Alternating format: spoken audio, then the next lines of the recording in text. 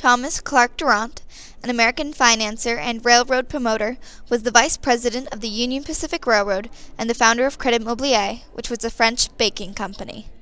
He was successful in establishing railroads all throughout most of the Midwest region that ran from Omaha to Primary Point.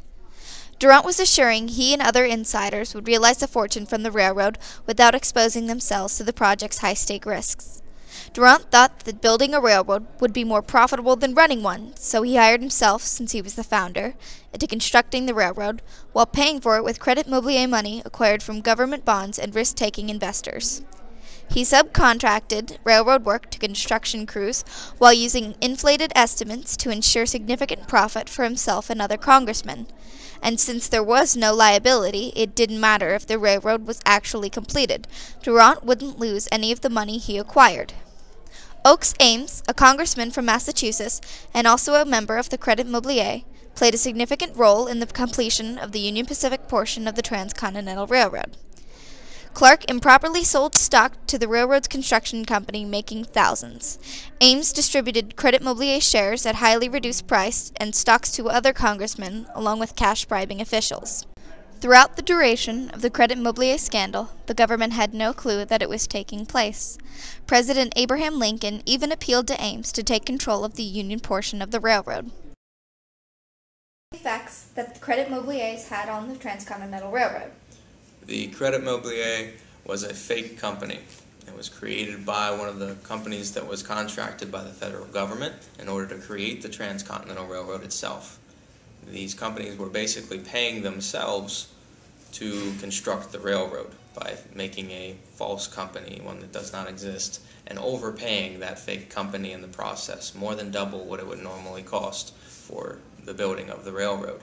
So the federal government and these tax dollars and land grants were going to the railroad companies, and in many cases it was corrupt. There were politicians who were paid off in shares of the Credit Mobilier fake company in order to keep them quiet because they were very valuable. And it was absolutely a corrupt process, but at the same time did create and grow infrastructure for the nation. Abraham Lincoln was the 16th President of the United States of America. He was the first person to propose the idea of the Transcontinental Railroad. Abraham Lincoln's idea of this would continue on after his assassination, and the railroad would be later completed 4 years after his death. Before the Transcontinental Railroad, individuals would have to travel for months on journeys to get to the West Coast. The first spike of the railroad was set in the East Coast of the United States during the Civil War. Some of the major conflicts that both the railroads faced were disease, rugged terrains, and the first 40 miles dilemma. In the first 40 miles dilemma, both of the companies had to lay down the first 40 miles of track before any of the government would give them financial aid. This was an issue because it would cost a lot of money to lay down the first 40 miles. The Central Pacific Railroad had to face difficulties of their own.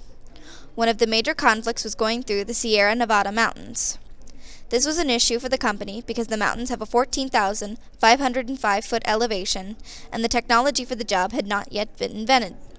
The travel through the Donner Pass was excruciating, as it was freezing cold, and by that time in the journey they had begun to run out of supplies. The Union Pacific Railroad faced many issues along the way. One of this was the many Native American attacks. The Native Americans would rip up and burn the tracks, which slowed down the production of the railroad.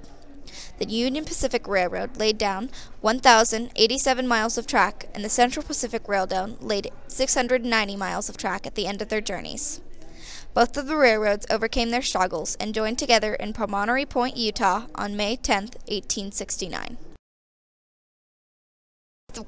3, 2, 1. The Transcontinental Railroad created a new wave of opportunity for Americans. They traveled through the miles of wilderness for the new jobs and the chance of a better life. No longer would brave pioneers have to waste time on the trek to the west, as these trains provided a new, quick, safe opportunity for traveling. Before the railroad, the country was divided in half between the eastern seaboard and the western seaboard. The creation of the railroads brought America to smaller and brought the country together. The country was desolate and lonely before the railroads, deceived by an ocean of wilderness. But after its creation, it brought about a new age of traveling safely. This introduced the idea of tourism. the idea that Americans could go and see the country without putting their lives on the line. Tourism was a brilliant business for train stations. This sparked a rise in the economy unlike ever before. America was quickly becoming a central power in the world. However, the boost in the economy wasn't solely based on large corporations. Many men on their way to seeking fortune stopped and created businesses to serve the large wave of incoming tourists. These jobs created towns, homes for families, and food for tables. This era of wealth spurred on waves of migration to the West. These western migrations helped grow America. The benefits on the economy from the railroads provided a brand new starting point for America to recover from the Civil War. These railroads created new businesses and job opportunities for the common American. It made the dream of touring the United States safely a reality. The one moral, the one remedy for every evil, social, political, financial, and industrial, the one immediate, vital need of the entire republic is the Pacific Railroad. Rocky Mountain News, 1866. However, this new remedy would create a new problem, a name that would define men as captains of their industry or robber barons. Transcontinental Railroad have on improving the economy. The economy itself was booming in the late 1800s, and without the railroad it would not have grown the way it did.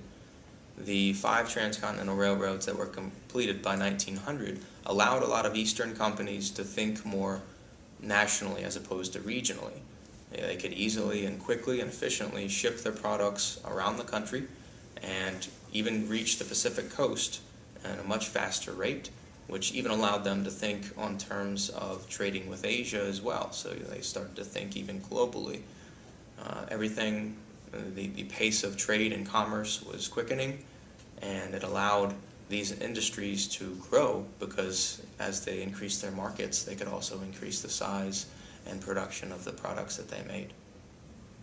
Although the railroad was a technological advance that was beneficial to all Americans in some way, it was especially beneficial to corporate leaders during the 19th century. Andrew Carnegie, owner of his own corporation, had power over the railroad because he was the steel supplier for American industries. With this power, he controlled the creation of the railroads. This earned him millions. All of the railroads were developed using steel because it was the most strongest and powerful material to hold large locomotives. Most of the railroads built were owned by Cornelius Vanderbilt, a popular corporate leader who was also a railroad tycoon during the 19th century. Although he made his first fortunes on steamboats, Vanderbilt took over the railroad through cessment of previous owners and turned them into a huge empire of lines. He continued to grow his empire until he owned a majority of American railroads. The Transcontinental Railroad introduced the first concept of tourism. There were, by 1900, 5 transcontinental railroads completed. These cost millions and millions of dollars to create. They were very expensive, but they were very important for the American economy. Not only did they expand markets, but they also brought the ability of people to think in terms of traveling throughout the country. It sped up the pace of life. In many cases, you had like the Great Northern Railroad. It brought tourism to the Dakotas and to Montana, areas where people likely didn't have access to before, unless they were trying to travel there through covered wagon, which would have been very unsafe and definitely difficult in winter months. So it gave them more accessibility to those places and helped to grow the economy as well, because you have tourism type of money being spent in those places. Both Carnegie and Vanderbilt found success through their influence on the railroads. They both controlled monopolies, but with different aspects of the railroad. Without the work of Andrew Carnegie and Cornelius Vanderbilt, the railroad would have never been the steel pathway to the West and a great technological advancement for America that it ever was.